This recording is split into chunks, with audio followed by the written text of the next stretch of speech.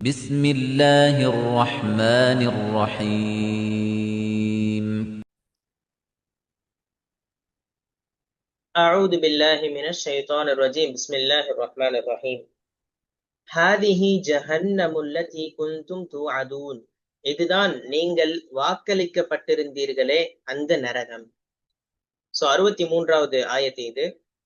போன ஆயத்துல அல்லாஹ் மறுமை நாள்ல அந்த குற்றவாளிகளுக்கு நான் உங்களுக்கு முன்னாடியே எச்சரிச்சேனே, நீங்க ஷைத்தானை பின்பற்றாதீங்கன்னு சொன்னேனே, என்னையே வணங்குங்கன்னு சொன்னேனே, ஆனா நீங்க அதை கேட்காம போயிட்டீங்க அப்படின்ற ஒரு விஷயத்தையும், அதே மாதிரி வரலாற்று ரீதியான விஷயங்கள்ல இருந்து பாடம் பெற்றுக்கொள்ளாம பகுத்தறிவை செயலிழக்க செய்யற மாதிரியான செயல்கள் எல்லாம் நீங்க செஞ்சிட்டீங்களே அப்படி எல்லாம் அல்லாஹ் கண்டிச்சான்.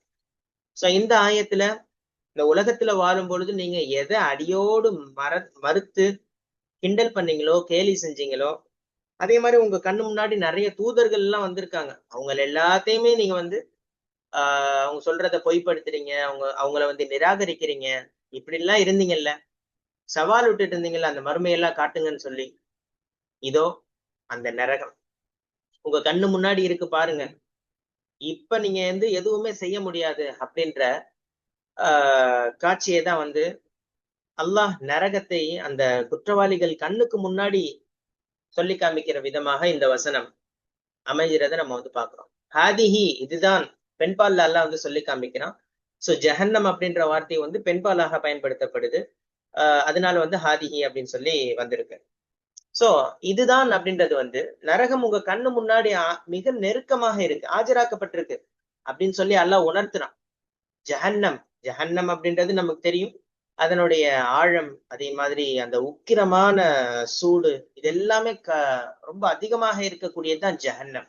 அல்லதி குந்தும் துஆதூன், எது உங்களுக்கு இந்த உலகத்தில் வாக்குறுதியாக அளிக்கப்பட்டிருந்ததோ, எச்சரிக்கை செய்யப்பட்டிருந்ததோ அதுதான் பாருங்க அப்படின்னு சொல்லி அல்லாஹ் காமிக்கிறான். இந்த இடத்துல துஆதூன் அப்படின்னு சொல்லி ஒரு வார்த்தை வந்திருக்கு. அந்த வார்த்தை நம்ம எப்படி பொருள் கொள்ளலாம்? தூதர்கள் மூலமாக, வேதங்கள் மூலமாக தொடர்ச்சியாக உங்களுக்கு எச்சரிக்கை வாக்குறுதி விடுக்கப்பட்டிருக்கு, பல இடத்துல சொல்லப்பட்டிருக்கு. ஆனா அந்த விஷயம் இன்றைக்கு உண்மையாக இருக்கு அப்படின்னா, உங்களுக்கு உலகத்துல வாழும் பொழுது சொல்லப்பட்ட விஷயங்கள் இன்னைக்கு செயல்முறையாக, நடைமுறையாக, உண்மையாக இருக்கு அப்படின்றத அல்லாஹ் சொல்லி காமிக்கிறான். அப்ப இதை நம்ம எப்படி புரிஞ்சுக்கிறோம் அப்படின்னா, நரகம் கண்ணுக்கு முன்னாடி கொண்டு வரப்படும் பொழுது அந்த நரகத்தினுடைய கொதிக்கிற சப்தத்தை இந்த குற்றவாளிகள் எல்லாம் கேட்பாங்க. அப்போ குற்றவாளிகள் கண்ணுக்கு முன்னாடி அந்த திரைகள் எல்லாம் அகற்றப்பட்டு, ஏன்னா அவங்களுக்கு எல்லாம் திரை தானே போட்டுருந்துச்சு, அதை மறுத்துக்கிட்டு தானே இருந்தாங்க. அதனுடைய உண்மையான முகம் என்ன, அந்த ஜஹன்னம் எப்படி இருக்கும் அப்படின்ற ஒரு காட்சி அவங்களுக்கு காட்டப்படும். அதே மாதிரி இதுதான் நீங்கள் மறுத்த அந்த நரகம் அப்படின்னு சொல்லி அல்லாஹ் காட்டுவான். மலக்குகள் மூலியமாக அல்லாஹ் காட்டுவான், அல்லது அல்லாஹ்வினுடைய நாட்டத்தினால் அவர்கள் பார்ப்பாங்க. அப்போ அந்த டைம்ல அவங்க அடையிற நடுக்கம் விவரிக்கவே முடியாது நம்மளால. நான் உலகத்துல வாழும் பொழுது போலியாக நிறைய பெருமை அடிச்சுக்கிட்டு எல்லாம் என்னையெல்லாம் யாரும் எதுவும் செஞ்சிட முடியாது, நான் தான் இங்க எல்லாம் அப்படின்லாம் சொல்லிட்டு இருந்தா அந்தந்த வார்த்தை எல்லாமே ஒண்ணுமே இல்லாம சாம்பலா போயிடும். இதை பார்த்தோன்னே எதுவுமே ஓடாது அப்படின்ற ஒரு காட்சியை தான் எல்லாம் சொல்றான். ஏன்னா காஃபிர்கள் இன்னைக்கு உலகத்துல மறுமையை பத்தி பேசினா, நரகத்தை பத்தி பேசினா, அப்படி ஒண்ணு இருந்தா முதல்ல கொண்டு வாங்க, அதை நாங்க பாக்குறோம் அப்படின்னு சொல்லிட்டு, பகுத்தறிவுக்கே இது முரணா இருக்கே அப்படின்னு சொல்லி எல்லாம் இன்னைக்கு ஏளனம் செய்யக்கூடிய ஒரு காட்சியை பாக்குறோம். ஆனா அல்லாஹ் இதற்கு அவகாசம் கொடுக்கறான், நமக்கு இந்த உலகத்துல ஒரு டைம் கொடுத்திருக்கான் அப்படின்றத நம்ம எப்பயுமே யோசிச்சுக்கிட்டே இருக்கணும். ஏன்னா அப்படிலாம் ரொம்ப ஆடிட்டு இருந்தோம் அப்படின்னு சொன்னா, இதோ பார் ஹாதிஹி ஜஹன்னம் எல்லாம் சொல்லும் பொழுது ஒண்ணுமே இல்லாம ஆயிரும் அப்படின்ற ஒரு செய்தியும் இதுல நமக்கு புரிய வருது. அப்போ நரகத்துல உடல் ரீதியான வெப்பத்தையும், அதே மாதிரி அந்த நரகத்தினுடைய வேதனை அதை அனுபவிக்கிறதுக்கு முன்னாடியே இத பாருங்கன்னு சொல்றதே மிகப்பெரிய ஒரு வேதனையா இருக்கும். அனுபவிக்கும் போது இருக்கிறத விட ஃபர்ஸ்ட் அந்த நடுக்கம் இருக்குல்ல, அது ரொம்ப பயங்கரமாக இருக்கும். ஏன்னா இததான் அவங்க பொய்ன்னு சொல்லிட்டு இருந்தாங்க, இதெல்லாம் ஒண்ணு கிடையவே கிடையாது அப்படின்லாம் சொல்லிட்டு இருந்தாங்க. ஆனா கண்ணுக்கு முன்னாடி அது அல்லாஹ்வினுடைய இடத்துல வந்து நிற்கப்படும் அப்படின்ற ஒரு செய்தியும் இதுல வந்து புரிய வருது. அப்போ இந்த குற்றவாளிகள் நரகத்தை, மறுமையை கிடையாது அப்படின்னு சொல்லிட்டு இருந்தவங்க கண்ணுக்கு முன்னாடி நரகம் கொண்டு வரப்படும். அப்ப இனி தப்பிக்கிறதுக்கோ தற்காத்து கொள்றதுக்கோ எந்த வழியுமே கிடையாது. திருப்பி நான் போறேன்னு சொல்ல கூட அல்லாஹ் வந்து அனுப்பிச்சு விடவே மாட்டான். சோ அது வந்து இந்த ஆயத்துல நமக்கு வந்து புரிய வருது. இன்னைக்கு வந்து அப்படித்தானே பேசுறாங்க. நம்ம நிறைய பேர்த்திட்ட பேசும்போது கேட்டிருக்கலாம், அல்லது வந்து நிறைய ஸ்பீச்சஸ்ல கூட அவங்க வந்து சொல்லுவாங்க இந்த மாதிரி. எல்லாம் மறுமை, நரகம் அப்படின்லாம் சொல்றாங்க, சொர்க்கம்லாம் சொல்றாங்க. அதெல்லாம் ஒரு கற்பனை தான். கற்பனை கதை தான் அது. பகுத்தறிவுக்கு அது முரணானது. அதெல்லாம் வந்து ஒண்ணு கிடையவே கிடையாதுன்னு சொல்லி கிண்டலாக, நக்கலாக பேசக்கூடிய ஒரு ஒரு அஹ் நிறைய இடங்களை பார்க்க முடியும். இப்ப நம்ம நம்ப மறுக்கிறோம் அப்படின்றதுனால அது உண்மை வந்து பொய்யா போயிடாது. நமக்குதான் அது வந்து விருப்பம் இல்ல, அதை நம்ம வந்து மறுத்துட்டு இருக்கோம் அப்படின்னு. ஆனா உண்மை அப்படின்றது அது எப்பயுமே உண்மைதான். அது என்னைக்குமே பொய் ஆகிறாது.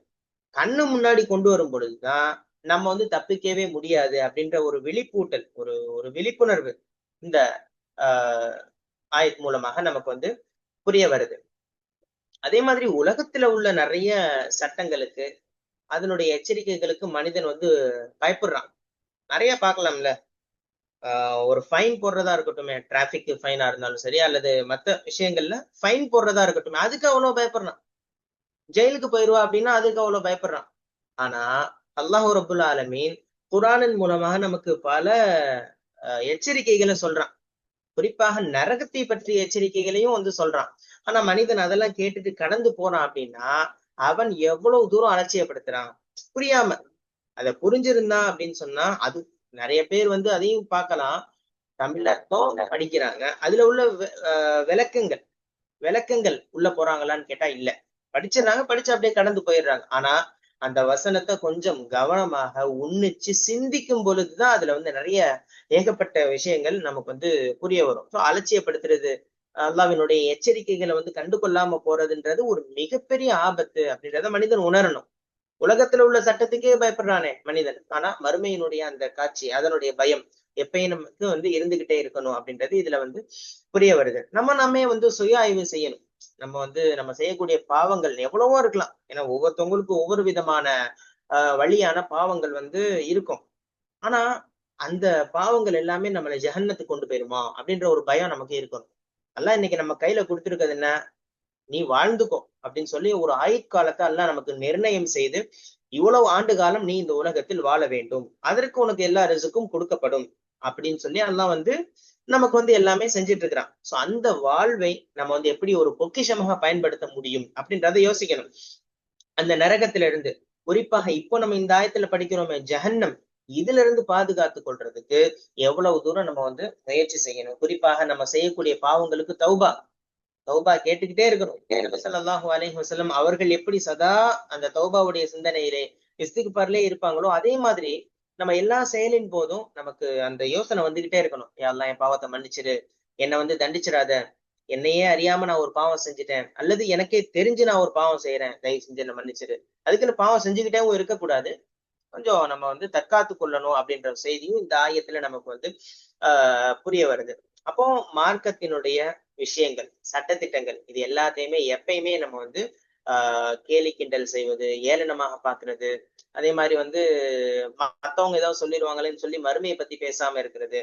ஆமா, எப்ப பார்த்தாலும் மறுமையை பத்தி தான் பேசுவாரு, இவர் வந்து இந்த நரகம் சொர்க்கத்தை பத்தி தான் பேசுவாரு, இன்னைக்கு உள்ள நடைமுறையை பேச மாட்டாரு அப்படின்ற அதை வந்து நம்ம கூச்சமா நினைச்சிடக்கூடாது. அல்லாஹ் நமக்கு சொல்லி இருக்கிறான், மறுமையை நீங்கள் மக்களுக்கு எச்சரிக்கை செய்யுங்கள், மக்களுக்கு அதை பற்றிய செய்திகளை உணர்த்துங்கள் அப்படின்னு சொல்லியிருக்கிறான். அந்த சிந்தனையோடு நம்ம வந்து எப்பயுமே நம்ம நம்ம வாழ்க்கையில பயணிக்கணும் அப்படின்ற ஒரு முக்கியமான ஒரு செய்தி இதுல நமக்கு வந்து தெரிய வருது. சோ நரகம் அப்படின்றது படைக்கப்பட்டிருக்கு. அல்லாஹ் வந்து நமக்கு அதை நம்ப சொல்லியிருக்கிறான். வல் ஜன்னத்து ஹக்கு வன் நாரு ஹக்கு. நபி அவர்கள் கூட ஹதீஸ்ல சொல்லியிருக்கிறாங்கல்ல, நரகம்ன்றது உண்மை. சும்மா அது வந்து ஒரு உருவகப்படுத்தி நம்மள வந்து சொல்றதுக்காண்டி இல்ல, அது உண்மையாக படைக்கப்பட்டிருக்கு அப்படின்றதையும் நம்ம வந்து இந்த ஆயத்துல புரிஞ்சு கொள்ளணும்ன்றது இதுல தெரியுது. அதே மாதிரி எங்களுக்கு யாரும் எச்சரிக்கை செய்யவில்லைன்னா மறுமை நாள்ல சொல்ல முடியாது. அல்லாஹ் வந்து ஏதோ ஒரு வழியில எச்சரிக்கைய யார் மூலியமாவது செய்யறான். ஒரு தூதர் மூலியமாக. தூதர்னா அந்த காலத்துல நபி ஸல்லல்லாஹு அலைஹி வஸல்லம் அவர்கள் செய்தார்கள். தொடர்ந்து வந்த சஹாபாக்கள், அவங்களுக்கு பின்னாடி வந்தவங்க எல்லாருமே இந்த தாவா பணியை தானே செஞ்சுட்டு இருக்கிறாங்க. அப்ப எப்படினாலும் கடைக்கோடி மனிதன் வரைக்கும் இந்த தாவா கண்டிப்பாக போய் சேரும், மார்க்கம் போய் சேரும். ஆனா அதை நம்ம எப்படி அணுகணும், அதை உண்மையிலேயே நம்ம புரிஞ்சுக்கொள்ளணும்ன்ற எண்ணத்துல அணுகிருக்கோமா அல்லது கிண்டல் பண்றோமா அப்படின்ற ஒரு செய்தியும் நமக்கு ஏன்னா குந்தும் தூஆதுன்னு அல்லாஹ் சொல்றானே இந்த ஆயத்துல, நீங்கள் எச்சரிக்கை செய்யப்பட்டு கொண்டிருந்தீர்கள், உங்களுக்கு எது சொல்லப்பட்டிருக்கோ அதுதான் வந்திருக்கு அப்படின்னு சொல்லி. அப்படின்னா அல்லாஹ் முன்கூட்டியே சொல்லிடுவான் தானே அர்த்தம். அந்த செய்தியும் இதுல நமக்கு புரிய வருது. அடுத்த காட்சிகள்லாம் இன்னும் பயங்கரமாக இருக்கும். அதான் இந்த வாக்களிக்கிறத பத்தி சொல்றான். அல்லா ரெண்டுமே வாக்களிச்சிருக்கிறான் இல்லையா? நன்மை செய்தவங்களுக்கு சொர்க்கம், தீமை செஞ்சவங்களுக்கு தீமை செல்ல நிராகரிப்பு குஃபுருத்தனத்துல இருந்தவங்களுக்கு குஃபுரு இருந்து அதுல இருந்து மீண்டு வராம அப்படியே குஃபுராவிலேயே இறந்து போனவங்களுக்கு இந்த மாதிரி சீரியஸான கண்டிஷன். அல்லாஹ் அந்த மாதிரி நம்ம இந்த மாதிரி ஆயத்துக்களை படிக்கும் போது அதான் ஜிலத் குலோபுகும் அப்படின்னு ஒரு ஆயத்து சொல்லுவாங்க. அந்த குரானுடைய ஆயத்துக்களை படிக்கும் போது அவருடைய நெஞ்சங்கள் என்னது குலுங்குமா அதிரமா ஏதாவது சொல்லுவாங்க. ஆமா, அதுக்கு நான் தமிழ் அர்த்தம் வஜீலத்துங்கிறதுக்கு ஜில்ஜால் இல்லைங்களா? இந்த மாதிரி ஒரு நடுங்கும் கரெக்டான வார்த்தை இல்லையா? நடுங்கும். இந்த மாதிரி நம்ம குரான இந்த ஆயத்துக்களை நம்ம கேட்கும் போது நம்ம நெஞ்சம் அப்படியே சில பேர் அழுதுருவாங்க. இந்த மாதிரி எஸ்பெஷலி குரான் இந்த யாசின் எல்லாம் ஓதி தொழு வைக்கும் போது மக்கா மாதிரி பள்ளியாசல்லாம் பார்த்தீங்கன்னா அந்த தராவையெல்லாம் சில காரியங்கள்லாம் அழுவாங்க. என்ன நரகத்தை கேட்கும் போது இந்த அல்லா ஹாதிஹி ஜஹன்னம் உள்ளத்தி குன்தும் முன்னாடி நடுங்கி போய் அழுவாங்க.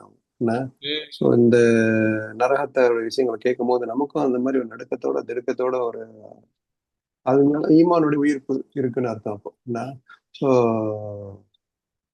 அந்த மாதிரி நம்ம இந்த ஆயத்துக்களை கேட்கும் போது நமக்குள்ள ஒரு பயம் வரணும். இந்த மாதிரி பாவங்கள்லாம் நம்ம இதென்ன செய்யறோம், பாவத்தெல்லாம் குறைச்சிட்டு வந்துடணும்.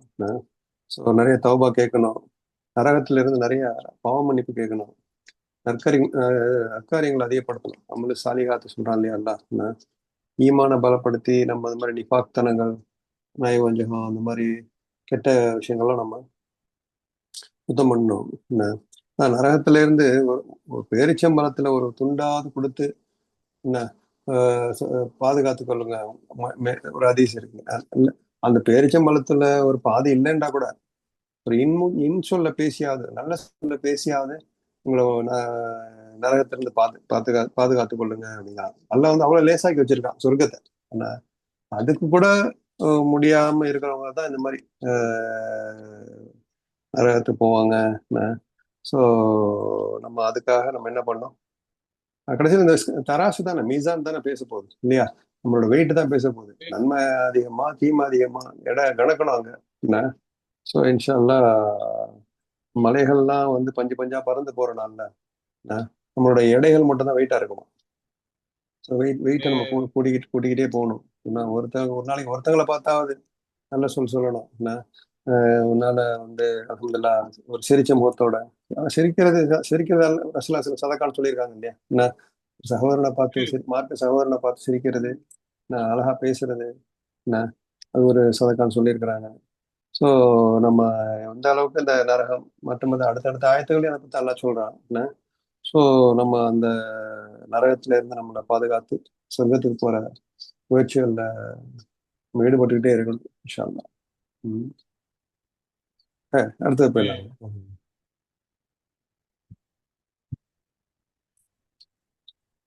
இஸ்லௌஹல் யௌம பிமா குன்தும் தக்ஃபுரூன், இதனை நீங்கள் நிராகரித்துக் கொண்டிருந்ததன் காரணமாக இன்றைய தினம் இதில் நீங்கள் நுழைந்து விடுங்கள் என்று கூறப்படும். சோ 64வது ஆயத்து. போன ஆயத்துல அந்த குற்றவாளிகளுக்கு முன்னாடி நரகம் கண்ணுக்கு முன்னாடி காட்டப்பட்டு இதுதான் நீங்க வாக்களிக்கப்பட்ட அந்த நரகம் அப்படின்னு சொல்லி அல்லாஹ் உங்களுக்கு எச்சரிக்கை செய்யப்பட்டு கொண்டிருந்த நரகம் இதுதான் அப்படின்னு சொல்லி அந்த விஷயங்கள்லாம் அல்லாஹ் சொல்லி காமிச்சான். சோ இந்த ஆயத்துல இப்போ நரகத்தை நீங்க பாத்துட்டீங்க, இனி உங்களால தப்பிக்கிறதுக்கோ அல்லது சாக்கு போக்கு சொல்றதுக்கோ எந்த ஒரு வழியுமே கிடையாது. பிடிவாதமாக தான் இன்னைக்கு உலகத்துல நீங்க வாழும் பொழுது உண்மையான விஷயங்கள் யாரு சொன்னாலும் அதை மறுத்தீங்க. அதெல்லாம் நாங்க கேட்க மாட்டோம், அதெல்லாம் நான் என் இஷ்டத்துக்கு தான் இருப்போம்னு சொல்லி எல்லாம் இருந்தீங்க. அதற்கு தகுந்த கூலியாக இப்ப நீங்க நரக நெருப்பிற்குள்ள நீங்க போங்க. போய் வந்து ஆஹ் ஒரு ஒரு கோபமாக அல்லாஹ் சொல்லக்கூடிய ஒரு இறுதி தீர்ப்பை வந்து இந்த ஆயத்து வந்து நமக்கு வந்து உணர்த்துது. சோ இஸ்லவுஹான பன்மையாக வந்து அல்லாஹ் சொல்றான், நீங்கள் வந்து இதுக்குள்ள நுழைந்து வேதனையை அனுபவிங்க. சலிய அப்படின்ற ஒரு வார்த்தையில இருந்தா இது வந்திருக்கு. சாதாரணமாக ஒரு இடத்துக்குள்ள போற அந்த மீனிங்ல இல்ல. இதுக்கு மீனிங் வந்து எப்படி வரும்னு சொன்னா, நரக நெருப்புல அப்படியே அந்த அந்த எப்படி சொல்றது, நரகம் நம்ம கொழுந்து விட்டு எரியும்ல, அதுல சிக்கி அதோடு பிணைக்கப்பட்டு கருகி நீங்க போங்க அப்படின்னு சொல்லி ரொம்ப ஒரு உச்சகட்டமான ஒரு டென்ஸ்ல தான் எல்லாம் வந்து பயன்படுத்தியிருக்கான். அல்யவும்னா மறுமை நாள், தீர்ப்பு கொடுக்கப்பட்ட அந்த நாள். அதாவது உங்களுக்கு வழங்கப்பட்ட அந்த டைம் எல்லாம் முடிஞ்சு அதுக்கப்புறம் எதுவுமே தப்பிக்க முடியாதுன்னு இருக்கிற இந்த நாள்ல பிமா குந்தும் தக்ஃபுரூன், நீங்கள் நிராகரித்து கொண்டிருந்ததன் காரணமாக அல்லாஹ் வந்து சும்மா வந்து அனுப்பல. நிராகரிச்ச ஒரே காரணத்துக்காக வேண்டி நான் இப்படி செய்யறான். காஃபிராக நான் இருந்த ஒரே காரணத்துக்காக வேண்டி. ஏன்னா உண்மையான விஷயங்களை யார் மறுக்கிறாங்களோ அவங்க எல்லாம் அந்த இடத்துல வந்துருவாங்க. சோ அப்படி சொல்றான் அல்லாஹ், தக்ஃபுரூன், நீங்க மறுத்துக்கிட்டு இருந்தீங்க. அதே மாதிரி இந்த இந்த ஆயத்துல பி அப்படின்னு சொல்லி ஒரு வந்திருக்கு பாருங்க. இது வந்து சபப் அப்படின்ற ஒரு பொருள்ல வருது. அதாவது நீங்கள் மறுத்து கொண்டிருந்ததன் காரணமாக, அந்த காரணத்தை விவரிக்கிறதுக்கு பா வந்து அல்லாஹ் பயன்படுத்துறான். இப்ப இவங்களுக்கு வந்து அல்லாஹ் செய்யறது அநியாயம் கிடையாது. இவங்க தொடர்ந்து செஞ்சிட்டு இருந்த குஃப்ரு, அந்த நிராகரிப்புன்னு சொல்லலாம், இறை மறுப்புன்னு சொல்லலாம், அதே மாதிரி நல்ல விஷயங்களை நல்ல போதனைகளை மூடி மறைக்கிறதுன்னு சொல்லலாம், அதை ஏத்துக்கொள்ளாம இருக்குதுன்னு சொல்லலாம். சோ இதன் விளைவாகத்தான் அல்லாஹ் இந்த நரகத்துல பிரவேசிக்கிற ஒரு ஒரு சூழ்நிலை ஏற்படுத்தி இருக்கான்றது இந்த ஆயத்துல இறைவன் நமக்கு வந்து போதிக்கிறான். சோ இப்போ இதுல இன்னொரு என்ன புரியுது அப்படின்னா, இஸ்லவுஹா அப்படின்றது வந்து அந்த நரகத்தினுடைய மலக்குகள், காவலாளர்கள் இருப்பாங்கல்ல, அந்த மலக்குகள், அவங்களுக்கெல்லாம் எல்லாம் அந்த டைம்ல இரக்கத்தை கொடுக்க மாட்டான். அந்த குற்றவாளிகளை சங்கிலியால் வந்து கட்டி அப்படியே இழுத்துட்டு போகக்கூடிய, இழுத்து தூக்கி எறியக்கூடிய ஒரு ஒரு காட்சியும் உண்டு. சோ அதுதான் தப்சீர்ல வந்து இதற்கு கொடுக்குறாங்க. இன்னைக்கு உலகத்துல அப்படித்தானே, போலியான ஒரு ஆடம்பரம் கிடைச்சிருச்சு, பெருமை நமக்கு வந்து, நம்மள்ட்ட இருக்கிற காசு அதிகாரம் இதை வச்சு பெருமையாக நம்ம நினைக்கிறது, அரசியல் ரீதியாக பொருளாதார ரீதியாக பெரிய பெரிய அதிகாரங்கள், இது எல்லாத்தையுமே வச்சுக்கிட்டு தானே நான் பெரிய இதா இருந்தேன். ஆனா இன்னைக்கு அதெல்லாம் எதுவுமே இல்லாம போயிருது. மொத்தமும் வந்து எனக்கு எந்த ஒரு ஹெல்ப்பும் இல்லாம போயிருது. அப்போ ஆஹ் உடல் ரீதியான அந்த வேதனை, அதனுடைய தொடக்க புள்ளி அல்லாஹ் இங்க இருந்து தான் ஸ்டார்ட் பண்றான் அப்படின்றது நமக்கு வந்து புரிய வருது. இப்போ மனிதன் இந்த உலகத்துல எதை விதைக்கிறானோ அதுதான் மறுமையில அறுவடை செய்வான். குஃப்ரு அப்படின்றது வந்து மனிதனை வந்து மனிதனையே தன்னைத்தானே ஒரு அநியாயக்காரனாக மாத்திரும். அதே மாதிரி ஒழுக்கக்கேடாக மாத்துற மாதிரியான ஒரு பேராபத்து மிக்க ஒரு செயல். அதுதான் மனிதன் செஞ்சான். கடைசியில எதுவுமே அவனுக்கு ஹெல்ப் பண்ணல. அதை நிராகரிப்ப விதைச்சான்னா மறுபடியும் அங்க அதுதானே அறுவடை செய்ய முடியும். ஆனா அல்லாஹ் சொல்றது என்ன, பிமா குந்தும் தக்ஃபுரூன். அப்போ வந்து நீங்கள் நிராகரிச்சிட்டு இருந்தீங்க அப்படின்னு சொன்னா இந்த இடத்துல அல்லாஹ்வினுடைய நீதி அந்த இடத்துல செயல்படுத்தப்படுது. ஏன்னா அல்லாஹ் இன்னல்லாஹ் அல்லாஹ் எதுலயும் மிஸ்கால தர்றோம். அல்லாஹ் வந்து ஒரு அணு அளவு கூட யாருக்கும் அநியாயம் செய்யறது இல்லை. மனிதன் எச்சரிக்கைகளை என்னைக்கு வந்து அலட்சியமா நினைச்சு தன்னுடைய மனசு சொல்றதெல்லாம் கேட்டுக்கிட்டு நடந்த அவனுக்கெல்லாம் வந்து இறுதியான நிலைமை இந்த மாதிரியான ஒரு நரகத்தினுடைய நிலைமை தான் அப்படின்றதுதான் அல்லாஹ் வந்து சொல்றான். இப்போ நிராகரிக்கிறது அப்படின்றது சாதாரணமான விஷயம் அல்ல. இன்னைக்கு நம்ம அதை வந்து கண்டிப்பாக யோசிக்க வேண்டிய ஒரு இடத்துல இருக்கிறோம். நமக்கு ஒரு நல்ல விஷயம் யாராவது சொல்றாங்களா, நமக்கு நல்லது ஒரு செய்தி ஒரு காதுல விழுகுதா, ஒரு யூடியூப்ல அல்லது வந்து ஒரு ஒரு ரீல்ஸ்ல ஏதோ ஒரு நல்ல செய்தி நமக்கு கிடைச்சிச்சுன்னா அதை நம்ம வாழ்க்கையில கடைபிடிக்கிறதுக்கு முயற்சி செய்யணும். அதை நான் வந்து கேட்டுட்டு கடந்து போயிருவேன் இருந்தா அதுவும் கிட்டத்தட்ட வந்து நிராகரிக்கிறதுக்கு சமந்தான். என்ன சொல்றாங்க, அந்த நல்ல விஷயத்தின் காரணமாக என்னுடைய லைஃப்ல என்ன சேஞ்சஸ் ஏற்பட போகுது அப்படின்ற ஒரு செய்தி நமக்கு எப்பயுமே புரியணும் அப்படின்றது இதுல தெரிஞ்சுக்கணும். ஸோ அதே மாதிரி இந்த ஆயத்து வந்து இன்னொரு விஷயத்தையும் புரிய வைக்குது. இன்னைக்கு நம்ம இடத்திலே பார்க்கலாம்ல, மனிதர்கள் இடத்திலே பார்க்கலாம். பணம் வந்துருச்சு, பதவி வந்துருச்சு, உலகத்தினுடைய எல்லா இன்பங்களையும் அனுபவிக்கிற அளவுக்கு எனக்கு எல்லாமே இருக்கு அப்படின்னும் பொழுது நான் எதுக்குமே கட்டுப்படாம தான் இருப்பேன் அப்படின்னு சொல்லி மனிதன் ரொம்ப சந்தோஷத்துல கர்வத்துல இருக்கிறான். அதனாலதான் என்ன ஆகுது, எச்சரிக்கைகள் யாரோ சொன்னாங்கன்னா அது வந்து பெருசா காதுக்குள்ள எடுத்துறது இல்ல. அப்போ இன்னைக்கு நீ அனுபவிக்கக்கூடிய எல்லா அந்த சுகங்களும் அது எல்லாமே தற்காலிகமானவைதான். திருப்பி திருப்பி அல்லாஹ் நமக்கு எச்சரிக்கிறது என்ன? ஈமான் கொள்ளுங்க, நற்செயல் செய்யுங்க. அது ரெண்டும் தான் உங்களுக்கு வந்து உங்களை எல்லா இடத்துலயும் காப்பாத்தும். சோ அதுதான் நமக்கு வந்து இந்த ஆயத்தின் மூலமாக புரிய வருது. அதே மாதிரி இறைவன் வந்து அன்பானவன் தானே. அல்லாஹ் வந்து எல்லார் மேலயும் அன்பு காட்டக்கூடியவன் தானே. அவன் வந்து நரகத்துல போய் ஏன் தள்ளணும் அப்படின்னு சொல்லிலாம் சில பேர் வந்து அந்த அந்த யோசனை வந்து அப்படிலாம் இருக்கு. ஆனா அல்லாஹ் வந்து அதுக்கு தெளிவா பதில் சொல்றான், பிமா குந்தும் தக்ஃபுரூன், நீங்கள் நிராகரித்ததன் காரணமாகத்தான். ஏன்னா மனிதனுக்கு அல்லாஹ் பகுத்தறிவை கொடுத்திருக்கிறான். தூதர்களை அனுப்பி வேதங்களை காட்டி அந்த தூதரை கூட வாழ செஞ்சு எல்லாமே செஞ்சு வச்சிருக்கிறான். அதே மாதிரி திருந்துறதுக்கு டைமும் கொடுக்குறான் அல்லாஹ். எவ்வளவு நியாமத்து பாருங்க. சோ இது எல்லாத்தையுமே உதாசீனப்படுத்தி விட்டு அப்படியே பாவத்திலேயே நம்ம நிலைச்சு இருக்கிறோம், தொடர்ந்து அப்படியே இருக்கோம்னா அந்த அழிவுக்கு அவன் தான் பொறுப்பு, அல்லாஹ் பொறுப்பாளி கிடையாது. அப்புறம் என்ன சொல்றது, அல்லாஹ் வந்து பாசமானவன் தானே, அன்பானவன் தானே, அவன் எதுக்கு இப்படி எல்லாம் செய்யணும் அப்படின்னு. நம்ம செஞ்ச செயலின் காரணமாக அல்லாஹ் அவனுடைய நீதியை இந்த இடத்துல நிலைநாட்டுறான் அப்படின்றதுதான் இதுல நமக்கு வந்து இன்னும் ஆழமாக புரிய வருது. அப்போ ஒவ்வொரு முக்மீனுக்குமே, ஒரு முக்மின் இருக்கிறா அப்படின்னா அவருக்கு இந்த வசனம் ஓதி காட்டும் பொழுது அவனுடைய இதயம் நடுங்கணும்.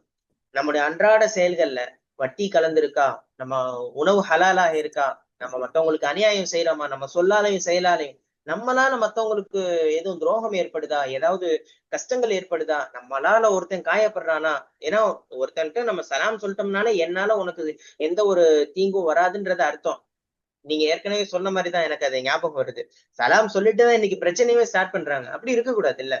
சோ அந்த இது வந்து நமக்கு வந்து புரிய வருது. இஸ்லௌஹா அப்படின்னு சொல்லி அல்லாஹ் நாளைக்கு ஒரு கட்டளை இட்டான்னா அந்த டைம்ல எதுவுமே பண்ண முடியாதே. அப்போ நம்ம மூச்சு இன்னைக்கு வரைக்கும் இருக்கு அப்படின்னு சொன்னா அல்லாஹ் இது எவ்வளவு காலம் வச்சிருப்பான்லாம் நம்மளால உறுதியாக சொல்ல முடியாது. இவ்வளவு காலம் நான் வாழ்ந்துருவேன் நம்மளால சொல்ல முடியாது. சோ தௌபா இந்த இடத்துல ரொம்ப முக்கியமான ஒரு ஆயுதமாக நம்ம வந்து எடுத்துக்கொள்ளணும். சோ இந்த ஆயத்து சொல்லக்கூடிய விஷயம் வந்து இதுதான். இது அடுத்த சீனு. முதல்ல வாக்களிக்கப்பட்டீங்கன்னா நல்லா எரியுங்கள். படத்தை வந்து அடுத்த சீன் கொண்டு போறான். அடுத்தது ஓவர் அட்வான்ஸ். எரியுங்க, எரிஞ்சு போங்க, எரிஞ்சு நாசமா போங்கன்னு சொல்லுவோம்ல. என்ன நல்லா காப்பாற்றணும். இந்த மாதிரி ஒரு சாபத்தோட சொல்றது. நம்ம ஒரு தமிழ்ல சொல்லுவாங்கல்ல, வயிற்றெறிஞ்சு சொல்றது அப்படிம்பாங்க. டேய் உன்னை படைச்சேன் வளர்த்தேன். என்ன நார்மலா வீட்டுல சொல்றது, அதான் கோபத்துல சொல்றது. இது எல்லாம் உண்மையிலேயே சொல்றது. உன்னை வந்து நான் படைச்சேன், உனக்கு வந்து சாப்பாடு கொடுத்தேன், உனக்கு வந்து வீடு கொடுத்தேன், தண்ணி கொடுத்தேன், எல்லா சான்ஸும் கொடுத்தேன். எனக்கே வந்து நீ மாறு செஞ்சுட்டு வந்து நிக்கிறிய எப்படி என்ன அப்படின்னு கேட்கும் போது தான் நமக்கு இந்த மாதிரி சீனு எல்லாம் காப்பாற்றணும். நமக்கு வந்து நன்றி கெட்டத்தனம் தான். குறுக்குத்தனங்கிறது என்ன, நன்றி கெட்டத்தனம் இல்லையா?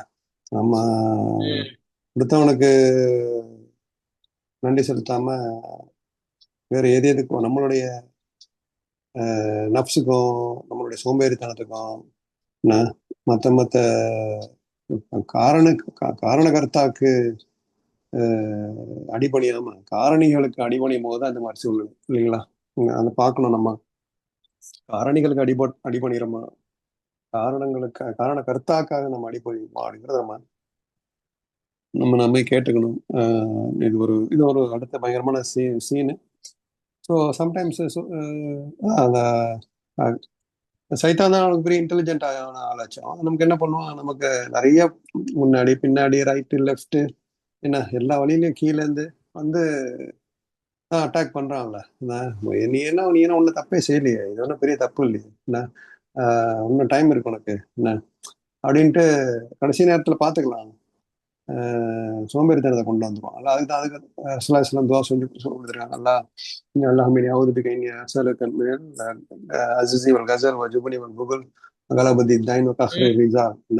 அந்த சோம்பேறித்தனம் நம்மளை வந்து சோம்பேறித்தனம் அந்த தள்ளி போடுறது ஒரு ஒரு பொடுபோக்கான தன்மை வந்ததுனால நம்ம நரகத்துக்குள்ள போயிடக்கூடாது, என்ன சைத்தானுடைய வலையில விழுந்து.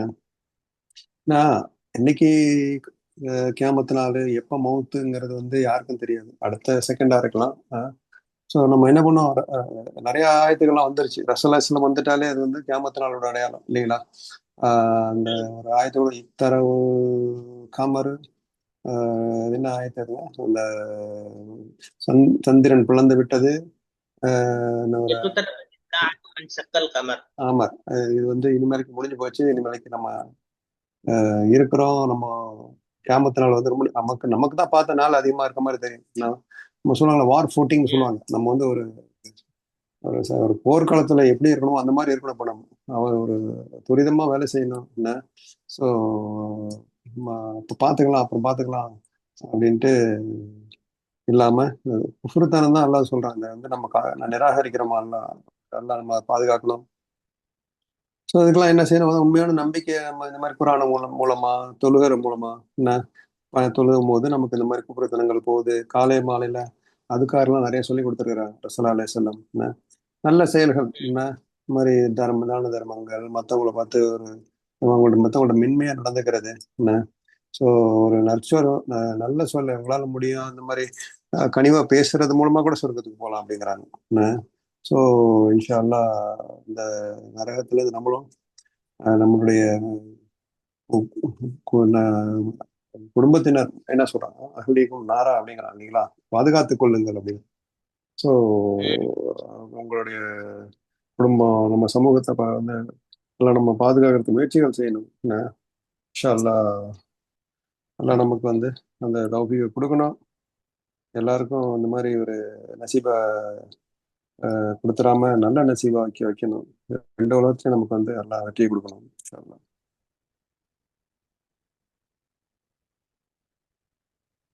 அடுத்தது போயிடலாம். اليوم نختم على أفواههم وتكلمنا أيديهم وتشهد أرجلهم بما كانوا يكسبون. இன்றைய தினம் நாம் அவர்களுடைய வாய்களின் மீது முத்திரையிட்டு விடுவோம், அன்றியும் அவர்கள் சம்பாதித்துக் கொண்டிருந்தவைகளை பற்றி அவர்களுடைய கைகள் நம்மிடம் பேசும், அவர்களுடைய கால்களும் சாட்சி கூறும். 65வது ஆயத்து இது. போன 2 ஆயத்துல வந்து கண்ணுக்கு முன்னாடி நரகம் கொண்டு வரப்படுது, நீங்கள் நிராகரித்துக் கொண்டிருந்ததன் காரணமாக இதுல நுழைஞ்சு கருகி போங்க அப்படின்னு சொல்லி அல்லாஹ் இறுதி தீர்ப்பு வந்து கொடுத்துருவான். சோ இவ்வளவு தூரம் வந்து அந்த அச்சமூட்டி, இந்த எப்படி சொல்றது, பயமாக இருக்கக்கூடிய அந்த கட்டளை அல்லாஹ் வந்து பிறப்பிக்கிற அந்த டைம்ல கூட குற்றவாளிகள் அவங்க பழக்க தோஷத்தின் காரணமாக என்ன செய்வாங்க, இன்னைக்கு உலகத்துல இன்னைக்கு நீதிமன்றத்துல வந்து பொய் சொல்லி தப்பிக்கிற மாதிரி அல்லாஹ்வுக்கு முன்னாடியும் பொய் சொல்லணும்னு சொல்லி நினைப்பாங்க. நான் அல்லாஹ் வேற ஒரு இடத்துல சொல்லுவான்ல, வல்லாஹி ரப்பினா மா குன்னா முஷ்ரிகீன், அல்லாஹ் மீது ஆணையாக நாங்கள் முஷ்ரிக்குகளாக இருக்கவில்லை அப்படின்னு சொல்லி வாதாடுவாங்களாம். அதான் அல்லாஹ் வந்து வேறொரு ஆயத்துல வேறொரு சூரா அன்ஆம்ல பதிவு செய்து காமிக்கிறான். சோ அல்லாஹ் இதற்கு என்னன்னா, இனி உங்களுடைய வாய்கள் அது சொல்லக்கூடிய பொய்கள் எதுவுமே செல்லாது. அப்போ உங்க பேச்சை எல்லாத்தையும் ஸ்டாப் பண்ணிட்டு பாவங்கள் செய்யறதுக்காக நீங்க பயன்படுத்திய உங்களுடைய உடல் உறுப்புகள் அதுவே உங்களுக்கு எதிரான ஃபர்ஸ்ட் முதன்மை சாட்சிகளாக இருக்கும் அப்படின்றதுதான் அல்லாஹ் இந்த ஆயத்துல வந்து சொல்றான். அல்யௌம நஹ்திமு அலா அஃப்வாஹிஹிம், இன்றைய தினம் அவர்களின் வாய்களின் மீது முத்திரையிட்டு விடுவோம். கத்தும் அப்படின்னு சொன்னா ஒரு பொருளை வந்து மாற்ற முடியாத மாதிரி முழுமையாக சீல் வைக்கிறதுக்கு தான் ஹத்தும் அப்படின்னு சொல்லி சொல்லுவாங்க. அஃப்வாஹ் அப்படின்னு சொல்லி அல்லாஹ் சொல்றான். அப்படின்னா பன்மையாக, அஃப்வாஹ்னா வாய், வாய் அப்படின்றதுக்கு பன்மையா வாய்கள். பத்து கல்லிமுனா ஐதீஹிம், அவர்களுடைய கைகள் நம்மிடம் பேசும். கைகள் வந்து அல்லாஹ் நேரடியா பேசுற மாதிரியான ஒரு ஆற்றலை அல்லாஹ் வழங்குவான். வதஷ்ஹது அர்ஜுலுஹும், கால்கள் சாட்சி சொல்லும். அர்ஜுல் அப்படின்றது வந்து கால்கள் பன்மையாக வந்திருக்கு, சாட்சி சொல்லும்ன்றான். இந்த இடத்துக்கு தான் போச்சு, இதெல்லாம் செஞ்சாங்க, இதுதான் பண்ணாங்கன்னு சொல்லி கையும் காலும் வந்து பேசும், சாட்சி சொல்லும்னு நல்லா சொல்றான். பிமா கானு யக்ஸிபூன், அவர்கள் இந்த உலகத்தில் சம்பாதித்துக் கொண்டிருந்த செய்து கொண்டிருந்த பாவங்கள் காரணமாக என்னென்ன வேலையெல்லாம் செஞ்சாங்களோ. கஸ்ப் அப்படின்னு சொல்றது வந்து மனிதன் அவனுடைய சொந்த விருப்பத்தோடு தேடிக்கொள்ளக்கூடிய செயல்கள், சம்பாத்தியம் எல்லாமே சொல்லலாம். அல்லாஹ் இதுல வந்து என்ன சொல்றான், மறுமை நாள்ல குற்றவாளிகள் அவங்களுடைய வாதத்தை முன்வைப்பாங்க. நாங்கெல்லாம் இணை கற்பிக்கவே இல்லை, பாவங்கள்லாம் செய்யவே இல்லை அப்படின்னு சொல்லி பொய்யாக சத்தியம் செய்வாங்க. ஆனா அல்லாஹ் இதை வந்து பேச முடியாத மாதிரி அவங்கள லாக் பண்ணிடுவோம். நஹ்திமு அப்படின்னு சொன்னா நம்ம லாக் பண்ணிடுவோம், நம்ம வந்து முத்திரையிட்டுருவோம் அப்படின்னு சொல்றான். அப்போ வந்து அவனுடைய வாய்க்கு முத்திரையிடப்படும், உறுப்புகளை அல்லாஹ் பேச வச்சிருவான். அவனுடைய தொடை, அவனுடைய எலும்புகள், சதைகள், கைகள், கால்கள் எல்லாமே அவன் செய்த பாவங்களை பற்றி அணுவாக பேச தொடங்கும் அப்படின்னு சொல்லி அல்லாஹ் வந்து காட்சிப்படுத்துறான். உலகத்துல மனிதன் தன்னுடைய கையையும் காலையும் தான் சொந்தமான அடிமை அப்படின்னு சொல்லி நினைச்சுக்கிட்டு மத்தவங்க எல்லாம் யாரும் பார்க்கலன்னு சொல்லிட்டு ரகசியமாக நிறைய பாவங்கள் செய்யறத பார்க்கிறோம். ஆனால் இதுல என்ன புரியுது, உண்மையில அந்த உறுப்புகள் எல்லாமே அல்லாஹ்வினுடைய கட்டளைக்கு கீழ்ப்படும், அது அவனுடைய படைப்புகளாக இருக்கும், அல்லாஹ்வினால் கொடுக்கப்பட்ட அமானிதங்கள் ஆகும் அப்படின்னு தான் நம்ம வந்து விளங்குறோம். அப்போ அந்த கைகளையும் கால்களையும் வந்து எங்களை வந்து தவறாக இவர்கள் பயன்படுத்தினார்கள் அப்படின்னு சொல்லி அந்த மனிதனுக்கு எதிராக அல்லாஹ்வினுடைய நீதிமன்றத்தில் சாட்சிகளாக மாறி அவனுடைய எல்லா ரகசியங்களையும் அம்பலப்படுத்தும். அல்லாஹ் இதுல இருந்து எல்லாரையும் பாதுகாக்கணும். அவன் வாயால கூட மனிதன் எவ்வளவோ பொய்ய பேசி தப்பிக்கலாம், என்ன வேணா பொய் சொல்லலாம், நம்ம சொல்றதுதான் எல்லாரும் கேட்கணுன்ற மாதிரி எல்லாம் பேசலாம். ஆனா அவன் செய்த விஷயங்கள், உதாரணமாக அவன் திருடிய பணமாக இருந்தாலும், அவன் செய்த அநியாயங்களாக இருந்தாலும், நடந்து போன தீய பாதைகளாக இருந்தாலும், எல்லாத்தையுமே எந்த ஒரு சார்பும் இல்லாம துல்லியமாக அப்படியே வந்து கைகளும் கால்களும் சாட்சி சொல்லும் அப்படின்னு சொல்லி அல்லாஹ் வந்து நமக்கு வந்து சொல்லி காமிக்கிறான். இப்போ இது உண்மையிலே நியாமத்து தான். இவ்வளவு தூரம் அல்லாஹ் சொல்லியிருக்கிறான், கை கால் கூட உனக்கு எதிராக சாட்சி சொல்லும் அப்படின்னா ரொம்ப நம்ம யோசிக்க வேண்டிய ஒரு கட்டாயத்துல இருக்கிறோம். இவ்வளவு தூரம் நமக்கு இரக்கம் காட்டியிருக்கிறானே அல்லாஹ் ரப்புல் ஆலமீன், நம்ம கையும் காலும் நமக்கு எதிராக சாட்சி சொல்றோன்ற அளவுக்கு, அதே மாதிரி உன்னால பேசவே முடியாது, நம்ம லாக் பண்ணிடுவோன்ற அளவுக்கு நமக்கு வந்து இவ்வளவு தூரம் இறக்கப்பட்ட அல்லாஹ் நம்மள்ட்ட பேசுறானேன்ற ஒரு செய்தி நமக்கு வந்து எக்ஸ்ட்ரா வந்து புரிய வருது. அப்போ நம்ம சொந்த உடலே நமக்கு எதிராக பேசும் பொழுது மனிதன் ரொம்ப திகைச்சு போயிடுவான், ஒரு அவமதிப்பு ஏற்பட்டுரும், ஒரு நடுக்கம் ஏற்பட்டுரும், அதெல்லாம் கற்பனை செய்யவே முடியாது. அப்ப எவ்வளவு தூரம் தன்னுடைய கையையும் காலையும் மனிதன் வந்து ஒரு பெரிய சேஃப்டியாக ரகசியங்களை மறைக்கிறதுக்கு தன்னை ஒரு கூட்டாளியாக நம்பி இருந்தானோ அதுவே அசல் எதிராக மாறி அல்லாஹ்வுக்கு முன்னாடி சாட்சி சொல்லும் அப்படின்னு நினைக்கும் பொழுது உண்மையிலே அதை ரொம்ப யோசிக்க வேண்டிய ஒரு செயலாக நம்ம வந்து பார்க்கிறோம். இன்னைக்கு மனிதன் அப்படித்தானே இருக்கிறான். ரகசிய பாவங்கள், ரகசியமாக செய்யக்கூடிய விஷயங்கள், போன் வழியாக, அதே மாதிரி இன்டர்நெட்ல பல்வேறு விதமான விஷயங்கள், ஏமாற்று வேலைகள், சைபர் ரீதியான குற்றங்கள், இதெல்லாமே செய்யறான். யாருமே பார்க்கலன்னு சொல்லி நினைக்கிறான். ஆனா அவனுடைய அந்த பிங்கர் பிரிண்ட்ஸ் முதற்கொண்டு அல்லாஹ் செய்யப்படுது. அவன் செய்து வச்சிருந்த, அவன் செஞ்ச எல்லா பாவங்களுமே அப்படியே வந்து பதிவு செய்யப்பட்டிருக்கு. இது எல்லாமே சாட்சி சொல்லும். அப்போ உன்னுடைய போன் சொல்லக்கூடிய சாட்சியை விட உன்னுடைய கை கால்கள் சொல்லக்கூடிய சாட்சி வந்து ரொம்ப அதிகமாக இருக்கும், உன்னை வந்து முழுசா அம்பலப்படுத்திடும் அப்படின்ற ஒரு செய்தி இதுல வந்து புரிய வருது. அதே மாதிரி வெளி பார்வைக்கு நிறைய பேரு ஒழுக்கம் உள்ளவர்களாக, நல்லவர்களாக வந்து நடிக்கக்கூடிய ஒரு காட்சியை பார்க்க முடியும். ஆனா தனிமையில் யாரும் இல்லாத போது அவர்கள் எப்படி இருக்கிறார்கள், இதை பத்தி நம்ம ஏற்கனவே டிஸ்கஸ் பண்ணியிருக்கோம். அதாவது யாருக்கு வந்து நம்ம உபதேசம் செஞ்சா பயன் நினைக்கும் அப்படின்னு சொல்லி அல்லாஹ் சொல்லும் பொழுது ஹஷியர் ரஹ்மான பில் கைப் அப்படின்னு சொல்லுவாங்கல்ல, மறைவாக அல்லாஹ்வுக்கு யார் அஞ்சி நடக்கிறாங்களோ அவங்களுக்கு தான் அப்படின்னு. அந்த தனிமையினுடைய ரகசியங்கள் அது எல்லாமே அல்லாஹ்வுக்கு முன்னாடி வெளிப்படுத்தப்பட்டுரும் அப்படின்ற ஒரு பயம் ஒரு மனிதனுக்கு நிச்சயமாக இருக்கணும்ன்றது இதுல நம்ம வந்து புரிய முடியுது. அப்போ நம்ம மை பாடி மை சாய்ஸ் அப்படின்னு தான் சொல்லிட்டு இருக்கிறாங்க. என் உடல் நான் வந்து எப்படியோ இருந்துக்கிறேன், இருக்க முடியாது. அல்லாஹ் நமக்கு கற்று தர்றது என்ன, இந்த உடல் உனக்கு ஒரு அமானிதம், நான் உனக்கு ஒவ்வொரு விஷயத்தை பற்றியும் சும்மல துஸ்அலுன்ன யௌம இதின் அனின் நயீம், எல்லா ரட்கொடைகளை பற்றியும் நான் உங்களுக்கு கேள்வி கேட்பேன் அப்படின்னு சொல்லி சொல்றான்.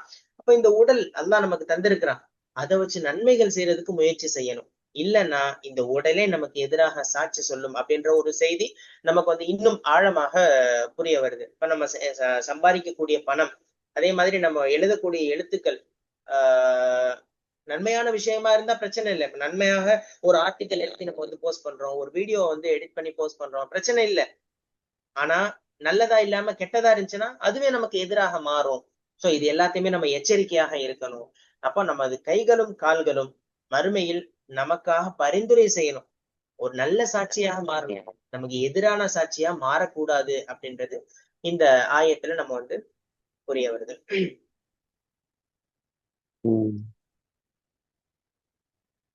வந்து ஆஹ், வாய் வாயை சீல் வச்சிடறான். கை காது காலு கை பேசும், கால் சாட்சி சொல்லும். என்ன?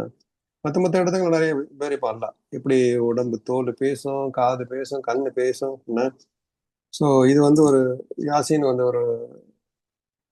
ஒரு இடத்துல கரெக்டான இடத்துல அல்லாஹ் வந்து எந்த இடத்துல என்ன செய்யும். அல்லாஹ் ரப்பு நம்மளை படைச்சான், பரிபாலிச்சான், இரட்சகன், நம்ம அவனோட அடிமை. அவன் என்ன வேணாலும் செய்யலாம். என்ன? அருமையில சும்மா தூக்கி போடலாம். அவன் நினைச்சவங்கள தூக்கி நரகத்துல தூக்கி போடலாம். பிடிச்சவங்கள தூக்கி சொர்க்கத்துக்கு அனுப்பலாம். இப்படி இருந்தாலும் அல்லாவுடைய நீதி பாருங்க. வந்து ஜஸ்டிஸ் சிஸ்டம் இது நமக்கு என்ன பாடம் நடத்துறான்? நம்ம நீதியா நடந்துக்கிறோமா? என்ன? நம்ம ஒருத்தங்களுக்கு வந்து தீர்ப்பு கொடுக்கும் போது இவன் இப்படிதான் பண்ணியிருப்பான், என்ன நம்ம வீட்டுக்குள்ளேயே என்ன இதை பற்றி நிறைய விஷயங்கள். ஒரு பிள்ளைங்களே வந்து ஒரு சின்ன பையன் அழுதா, பெரிய பையன் வந்து 2 பேரும் வந்தா சின்ன பையனை தான் நம்ம வந்து சப்போர்ட் பண்ணுவோம். என்ன நினைக்கிறீங்க? இவன் என்ன பண்ணிருப்பான், அவனை போட்டு அடிச்சிருவான் பெரியவனை. அப்புறம் தான் உண்மை தெரிய வரும், இவன் தான் அந்த வேலை பழைய பார்த்திருக்கான் அப்படின்னு. என்ன? சோ இதுல நமக்கு என்ன, அப்புறம் தான் நம்ம வந்து அதுல அது ஒரு பாவமாவே கருதப்படுது. என்ன? சோ நம்ம விருப்பு வெறுப்புக்காக ஒருத்தங்களை மீது ஒரு ஜட்ஜ் பண்றது, இவங்க இப்படிதான், அவன் அப்படிதான் இருப்பான், இப்படி பண்ணியிருப்பான், அவன் பண்ணியிருப்பான் அப்படின்ட்டு நம்ம வந்து நம்மளை வந்து மற்றவங்களுக்கு வந்து ஒரு தவறான வழியில நம்ம சாட்சி கொடுத்துடக்கூடாது. தவறான வழியில ஒரு விஷயங்கள்ல வந்து நம்ம துணை போயிடக்கூடாது. எல்லாம் பாதுகாக்கணும். என்ன? இப்போ நிறைய கோர்ட்டு சீனு கேஸுன்னு அது அவங்கவுங்க பதில் சொல்லணும். நீதிபதிகள், அரசியலாளர்கள் பதில் சொல்லணும். எவ்வளோ வந்து நிரபராதிகளை வந்து என்ன இப்போ அது வந்து ஒண்ணுமே நல்லவர்களை வந்து நிறைய சொல்லுவாங்க. குற்றவாளிகள் வந்து வெளியில இருக்கிறான், நிரபராதிகள் தான் உள்ள இருக்கிறாங்க அப்படின்ட்டு. என்ன? எல்லாத்துக்கும் வந்து அங்க வந்து அந்த கோர்ட்ல வந்து அதெல்லாம் வந்து எல்லாம் பதில் சொல்லணும். என்ன? ஸோ நாம நியாயமா நடந்துக்கணும். கை கால்லாம் வந்து பேசும். அப்படிங்கும் போது நம்ம கையை எப்படி நம்ம யூஸ் பண்றோம். நீங்க சொன்ன மாதிரி நல்ல விஷயங்களை வந்து 4 பேருக்கு ஃபார்வர்ட் பண்ணணும். தேவையில்லாம பித்தனா மாதிரி இருந்துச்சுன்னா அதை வந்து நம்ம டெலீட் பண்ணி விட்டுறணும். என்ன? காலு அக்கௌண்ட்ஸ் ஃபீல்ட்ல இருக்கிறத சொல்றேன். ஆடிட் பண்ணும்போது கணக்கு எழுதுறவங்களா இருக்கட்டும், நல்ல கணக்கு எழுதுறமா, பொய் கணக்கு எழுதுறமா, கை பேசுமா. என்ன? நீ வந்து சரியான கணக்கு எழுதுனியா, இது அது மூலமா வந்து வருமானம் காசு வாங்கினியே, அது ஹலாலான காசா ஹராமான காசா சம்பாரிச்சு, என்ன? ஒருத்தங்களை வந்து கோவத்தால் அடிச்சு கை பேசுமா. என்ன? இல்லை வாய் வந்து நல்லா நினைச்சிருந்தா வாயை கூட உண்மையை பேச வச்சிருக்கலாம் இல்லையா? என்ன? நல்லாவுடைய ஒரு குதிரத்தை காமிக்கிறதுக்காக, இங்க பார் எனக்கு என்னென்ன என்னோட பவரை பாருங்கிறதுக்காக எல்லாம் என்ன வேணாலும் செய்வோம். என்ன? ஸோ அது அல்லாவுடைய குதிரத்து. நம்ம அதுல போய் ஏன் நல்லா வாயாலே பேச வச்சிருக்கலாமே, என் கையால பேச வச்சான், என் கால்களை சாட்சி சொல்ல வச்சான். அப்படிங்கும்போது நமக்கு எல்லாமே தேவை. ஒரு ஒரு கோர்ட்டு கேஸ்ன்னா நமக்கு இது பாடம் நடத்துறான். ஒரு ஒரு இன்சிடென்ட்ஸ் நடந்துருச்சுன்னா அதுக்கு வந்து அநீதம் இழைக்கப்பட்டவர், அநீதமாக நடந்து கொண்டவர்கிட்ட வாய் மூலமாவும் நம்ம கேட்கணும். வாய் வாக்குமூலம் சொல்லுவாங்க. 2வது வந்து சாட்சிகளும் நமக்கு அவசியம். நடந்ததுக்கு வந்து ஒருத்தன் வந்து இப்ப சொல்லுவாங்க, அதான் அந்த ஒரு மூமினான பெண்ணு வந்து ஒருத்தன் வந்து மோசனாத் மேல வந்து யாரு குற்றம் சுமத்துறாங்களோ அவங்களுக்கு வந்து 4 சாட்சிகள் கொண்டு வரணும். என்ன? சோ இந்த மாதிரி அவங்க தவறு செஞ்சுட்டாங்க அப்படின்னு. இல்லைன்னா அவன் வந்து பெரிய பாவியாயிடுறான். சும்மா வீணா வந்து ஒரு ஒரு நல்ல பெண் மீதோ நல்ல ஆண் மீதோ இந்த மாதிரி இவங்க வந்து வீணா தவறா நடந்துட்டாங்கன்னு சொல்ல உதாரணம். அல்ல மற்ற இடத்துல சொல்லுவான், இந்த மாதிரி விட்னஸ் வேணும், சட்டங்கள் வேணும், அப்படின்ட்டு. மற்ற ஷரியா லாஸ்லாம் நிறைய இருக்கு. ஒரு குற்றம் நடந்துச்சுன்னா என்னென்ன சாட்சிகள் வேணும், எத்தனை பேர் சாட்சி வேணும் அப்படிங்கிறது வந்து நம்ம ஃபாலோ பண்ணணும். ஜஸ்ட்டு காசு வாங்கிக்கிட்டு ஒரு ஒரு ஏற்கனவே நம்ம அநியாயமா இவங்களுக்கு ஒரு சட்டம், அவங்களுக்கு ஒரு சட்டம், என்ன உயர் சாதிக்கு ஒரு சட்டம், தாழ்ந்த சாதிக்கு ஒரு சட்டம், என்ன காசு உள்ளவங்களுக்கு ஒரு சட்டம், ஆளுங்கட்சிக்காரர்களுக்கு ஒரு சட்டம், எதிர்கட்சிக்காரர்களுக்கு ஒரு சட்டம், என்ன அப்படின்னு வந்து நம்ம இப்போ பண்ணும்போது தான் வந்து அவங்க போய் பதில் சொல்லிக்கணும், நல்லா பாதுகாக்கணும். ஸோ அநீதம் இழைக்கப்பட்டவர்கள் வந்து நல்லா பாதுகாக்கணும். அதுக்கு அதான் சொல்லுவாங்கல்ல, நான் நான் அநீதம் இழைக்கப்படுவதிலிருந்து நான் மற்றவங்களுக்கு மீது அநீதம் இழைக்கப்படுவதிலிருந்து பாதுகாவல் தேடுகிறேன். எவ்வளோ ஒரு இது நான் அது இல்லாமல் நம்ம உதவில்லை என்ன. ஸோ நம்ம அதுலேருந்து நம்ம பாதுகாக்கணும். ஸோ மறு உலகில் நம்ம வந்து இந்த மாதிரி நம்ம உறுப்புகள்லாம் வந்து நல்லதை சொல்லணும் என்ன. ஆஹ் கை கால்லாம் அது வந்து எங்க போகுதுன்னு பார்க்கணும். நம்ம வந்து பள்ளியாசனுக்கு போறோமா, சினிமா தியேட்டர் நோக்கி போயிருக்கிறோமா, என்ன நல்ல விஷயங்களுக்காக மற்றவங்களுக்கு உதவி செய்ய போயிருக்கிறோமா, என்ன மதுபான கடை பக்கம் போயிருக்கிறோமா, என்ன. ஸோ எல்லாத்தையும் நம்ம வந்து கால் சாட்சி சொல்லணும். அப்போ வந்து ரொம்ப எல்லாம் ப்ளூரல்ல சொல்றோம் இல்லையா, எல்லாம் குரூப்பா நின்று ஒருத்தங்க பப்ளிக் தனியா கிடையாது. அங்க வந்து எவ்வளோ அநியாயமா என்ன ஒரு அவமதிப்பாவும் இருக்கும். நம்ம ஐயோ இந்த மாதிரி பப்ளிக்ல வச்சு நம்மள வந்து நல்லா என்ன என்ன சொல்லுவாங்க சரியான வார்த்தை, கேவலப்படுத்துறானே, கேவலப்படுத்தப்படுது. அப்போ எவ்வளவு கேவலப்பட்டு தலை குனிஞ்சு நிலையில நம்ம இப்படி இருக்கிற சீன்ல இருந்து நல்லா எல்லாரையும் பாதுகாக்கணும். இது ரொம்ப ஒரு மோசமான சீன் என்ன. இப்போ இங்க நல்லவங்க மாதிரி இருக்கிறவங்க அங்க போய் கேவலமா தலை குனிஞ்சு நிற்கிற ஒரு நசீப் யாருக்கும் வந்துடக்கூடாது என்ன. ஸோ நம்ம வந்து ஒரு நல்லா சலாம் சொல்லி நம்மளை வந்து ஒரு ராஜ உபசரிப்போட சொர்க்கம் போற ஒரு பாக்கியத்தை நம்ம கொடுக்கணும் இன்ஷா அல்லாஹ்.